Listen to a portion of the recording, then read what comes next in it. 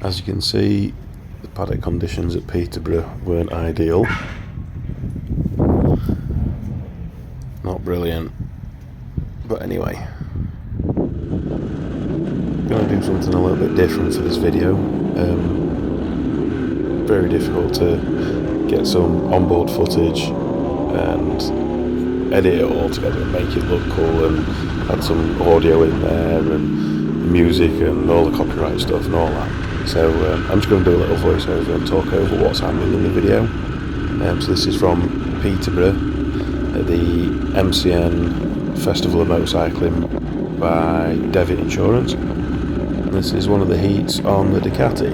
So here we are, just making his way around to the start, waiting for the other riders to line up in their start positions. You can see pretty overcast day actually. It was quite cold on the Saturday. My missus wasn't very impressed about the cold actually. Yeah, there we are, just another rider pulling up alongside us. Wait for the red lights to go out, and we'll start racing. Okay.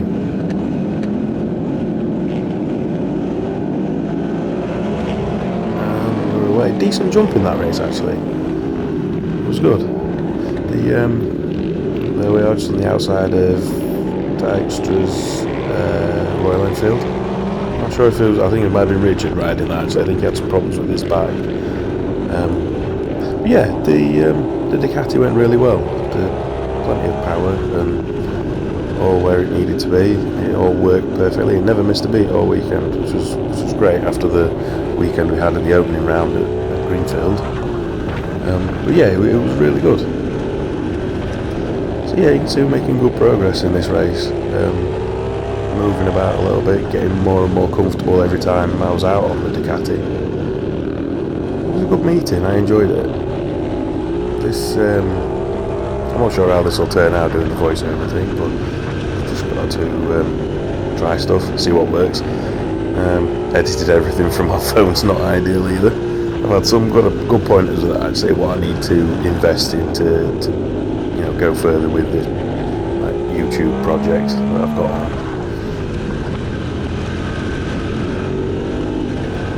Yeah, looking good actually. Not a bad angle this. As I say, it's difficult to edit it all together and make a video of a decent length that's all got really interesting angles and stuff happening all the time and all cool sound effects and stuff. It's very hard to do from your phone, especially when you've not really got the right experience or software to do that. Okay, so I think we were doing 6 lap races. Looks like I think I've rolled off early there.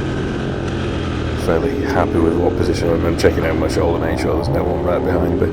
We roll round back to the pits, go past the checkered flag. Yeah, there we go. Hand on the hip because I'm cool. Okay, so we're heading back into the pits now. Should see how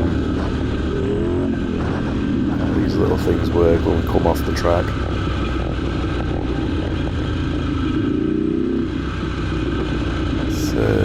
It was good. I enjoyed that race actually. If I remember right, I had a couple of little battles in there. It was good.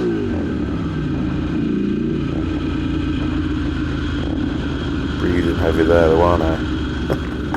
I need to work on my fitness. Okay, so we've got the next race here. You can see that little race sign there, race number 43. So this was another one of the heats. Forward facing camera for this one. Winding his way out, James O'Hara. You know, on these outlaps, everyone sort of does their own kind of thing. Usually people do some sort of a practice start. I tend to like drag my foot along, try and get a feel for what the track's doing, if it's changed much since last time out. Blip of the throttle, see what traction we've got. Okay, in the heats you are given a designated start position. And everyone should know. That you can see he's telling everyone where they need to be, but you should know before you get to the start line. Waiting for think that was Paul Young in the wrong spot on the factory Royal Enfield. Looks like everyone's just about got in positions for this one. You'll be able to see the red light system as well, what we run at DTRA. That pops up with more like a traditional road racing system now, where you go when the lights go out. There we go. 3 lights on, let it go out, we're away. Not as good of a jump in that one as I did in the other heat that we've seen. Plenty of action, good view from here. Who's that? Nick Linnell. See if I can get around the outside of Nick. There we go. Roll off the throttle. Try and pick it up early as possible. Get back on the gas. Feet up. Yeah, pretty much everyone gapped me in that one there. Got away from me a little bit.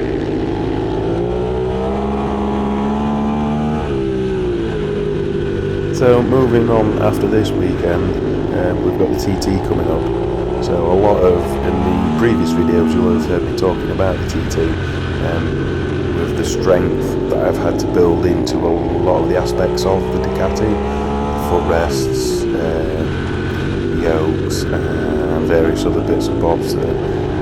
Basically we've got a jump, some right-handers and a jump to do, which puts much more strain on the bike than oval races. As you can see here, it's flat, it's consistent, and the TT is everything but that. So yeah, we're looking forward to that race. So hopefully I can put a little video together, get some footage and stuff.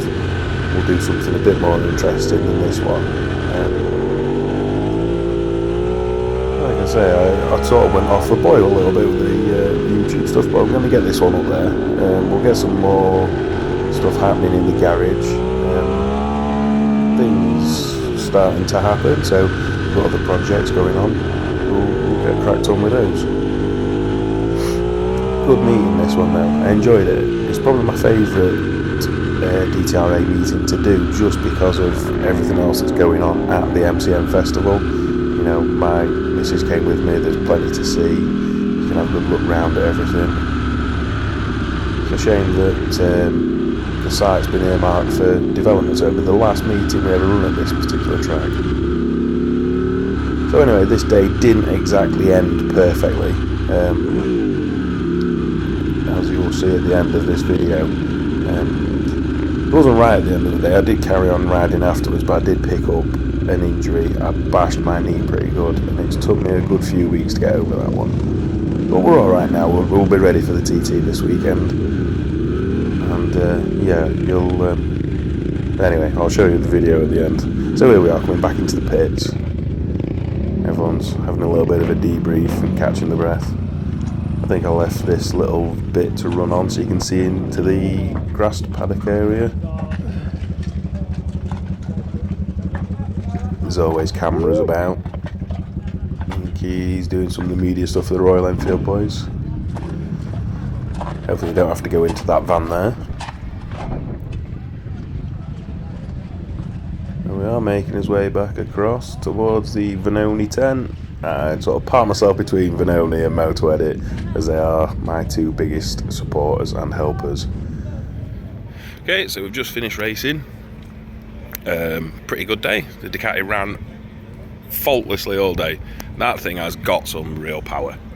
But yeah, had a little visit to the air fence, avoiding someone else's crash, so I'm limping. But all in all, really good. We'll get some pictures on for the channel, and hopefully some footage as well. Yeah, see you soon.